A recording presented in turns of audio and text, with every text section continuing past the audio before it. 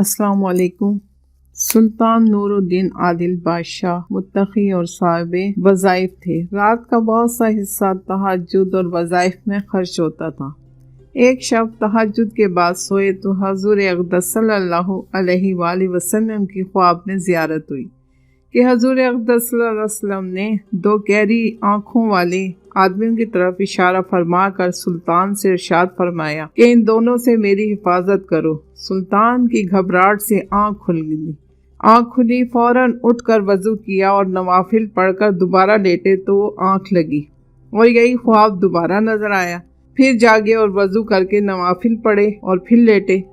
دوبارہ آنکھ لگنے پر تیسری مرتبہ پھر یہی خواب نظر آیا تو اٹھ کر کہنے لگی کہ اب نیند کی کوئی گنجائش نہیں۔ فوراً رات ہی کو اپنے وزیر کو، جو نیک سالہ آدمی تھے، جمال الدین نام بتایا جاتا ہے، بلایا اور سارا قصہ سنایا۔ وزیر نے کہا کہ اب دیر کی کیا گنجائش ہے، فوراً مدینہ طیبہ چلیے اور اس خواب کا تذکرہ کسی سے نہ کیجیے۔ بادشاہ نے فوراً رات ہی کو تیاری کی اور وزیر اور 20 نفر مخصوص خدام کو لے کر تیز رو اونٹوں پر بہت سا سامان اور مال و متاع لدوا کر مدینہ طیبہ کو روانہ ہو گئے اور رات دن چل کر 16ویں دن مصر سے مدینہ منورہ پہنچے۔ مدینہ طیبہ سے باہر غسل کیا اور نہایت ادب و احترام سے مسجد شریف میں حاضر ہوئے اور روضہ جنت میں 2 رکعت نفل پڑھی اور نہایت متفق بیٹھے سوچتے رہے کہ اب کیا کریں۔ وزیر نے اعلان کیا کہ بادشاہ زیارت کے لیے تشریف لائے ہیں اور اہل مدینہ پر بخشش اور اموال بھی تقسیم ہوں گے، اور بہت بڑی دعوت کا انتظام کیا جس میں سارے اہل مدینہ کو مدعو کیا۔ بادشاہ عطا کے وقت بہت گہری نگاہ سے لوگوں کو دیکھتے، سب اہل مدینہ یک کے بعد اگرے آ کر عطائیں لے کر چلے گئے، مگر 2 شخص جو خواب میں دیکھے تھے نظر نہ آئے۔ بادشاہ نے پوچھا کہ کوئی اور باقی رہا تو اس کو بھی بلا لیجیے۔ معلوم ہوا کہ کوئی باقی نہیں رہا۔ بہت غور و خوض اور بار بار کہنے پر لوگوں نے کہا کہ 2 نیک آدمی متقی پرہیزگار مغربی بزرگ ہیں، وہ کسی کی کوئی چیز نہیں لیتے، خود بہت کچھ صدقات و خیرات اہل مدینہ پر کرتے رہتے ہیں، سب سے یکسو رہتے ہیں، گوشہ نشین آدمی ہیں۔ بادشاہ نے ان کو بھی بلوایا اور دیکھتے ہی پہچان لیا کہ یہی وہ دونوں ہیں جو خواب میں دکھائے گئے تھے۔ بادشاہ نے ان سے پوچھا تم کون ہو؟ کہنے لگے مغرب کے رہنے والے ہیں، حج کے لیے حاضر ہوئے تھے، حج سے فراغت پر زیارت کے لیے حاضر ہوئے اور حضور اقدس صلی اللہ علیہ وآلہ وسلم کے پڑوس میں پڑے رہنے کی تمنا ہوئی تو یہاں قیام کر لیا۔ بادشاہ نے کہا صحیح بتا دو۔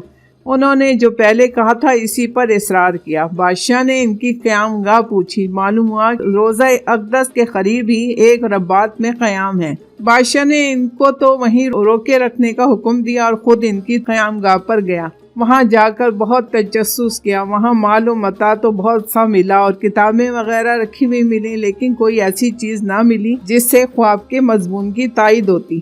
بادشاہ بہت پریشان و متفکر تھا۔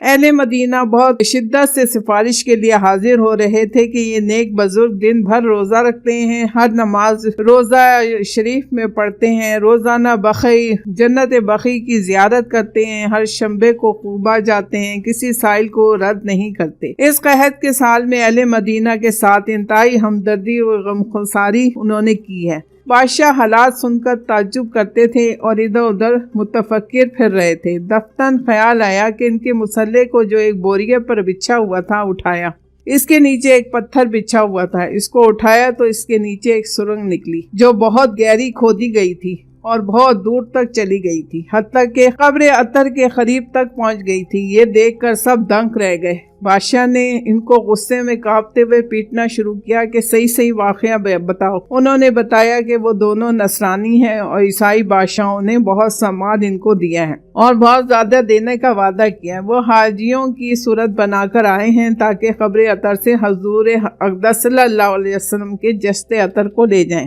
وہ دونوں رات کو اس جگہ کو کھودا کرتے اور جو مٹی نکلتی اس کو چمڑے کی 2 مشقیں ان کے پاس مغربی شکل کی تھیں، ان میں بھر کر رات ہی کو بخی میں ڈال آیا کرتے تھے۔